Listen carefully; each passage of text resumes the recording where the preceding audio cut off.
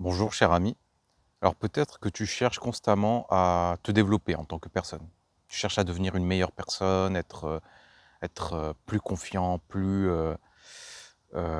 zen, plus calme, et cetera. C'est pas que je suis contre le développement personnel, mais je suis contre le fait que ça soit motivé par la haine de soi. C'est-à-dire que très souvent, en fait, on rentre dans ce genre de, voilà, on s'engage dans le développement personnel avec une haine de soi viscérale.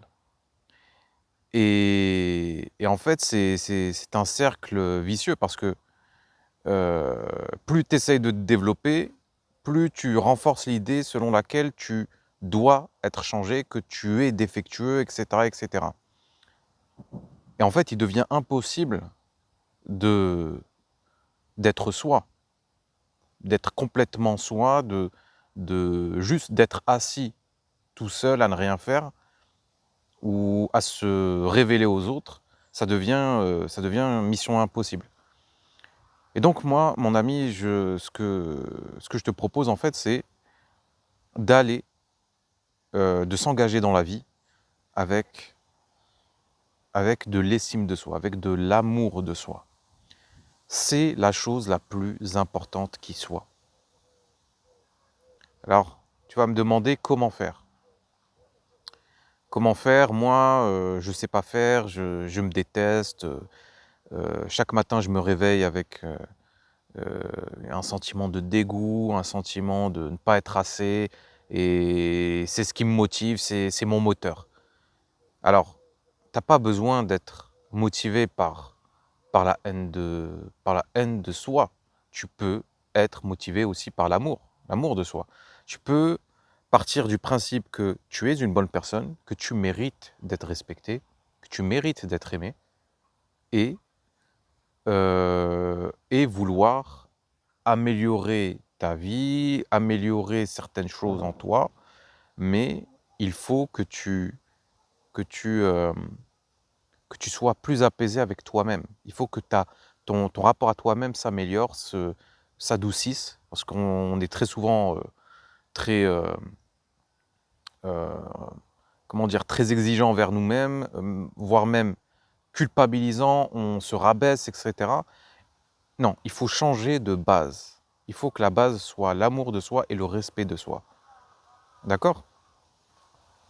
Et sûrement que tu as eu, des parents qui ne t'ont pas donné l'amour, dont tu avais besoin, le sentiment de sécurité dont tu avais besoin. Un enfant a besoin de se sentir en sécurité auprès de ses parents, c'est-à-dire sentir que ses parents sont de son côté et pas contre lui, que, voilà, qu'il ne risque pas de se prendre une baffe, à la moindre bêtise, à la moindre, maladresse et qui se sentent importants aux yeux de ses parents.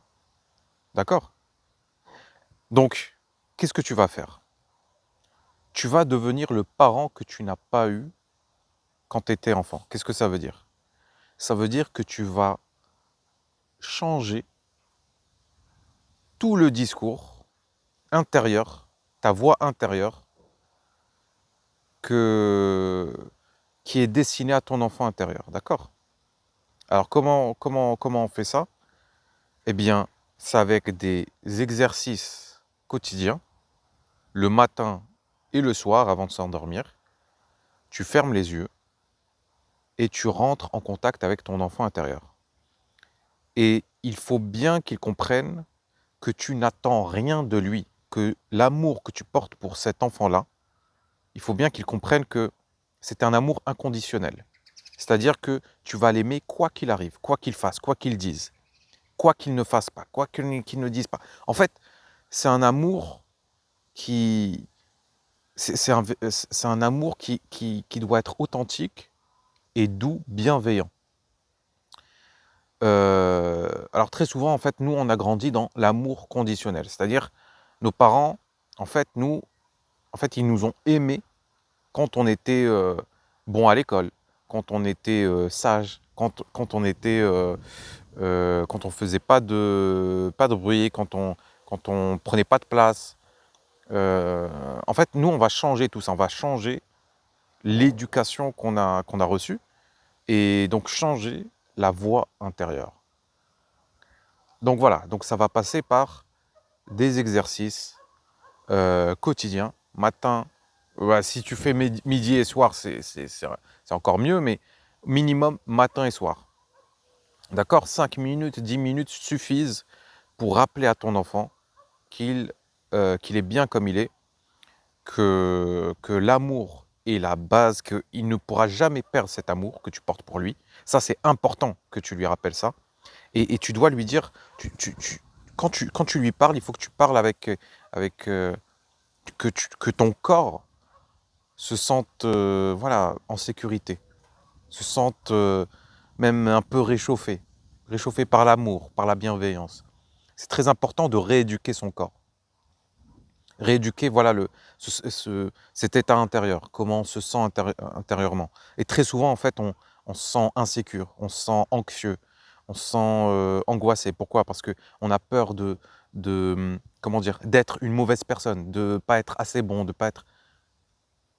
Maintenant, ton enfant intérieur, tu dois voilà, lui rappeler que l'amour est la base, le respect est la base. D'accord? Donc voilà.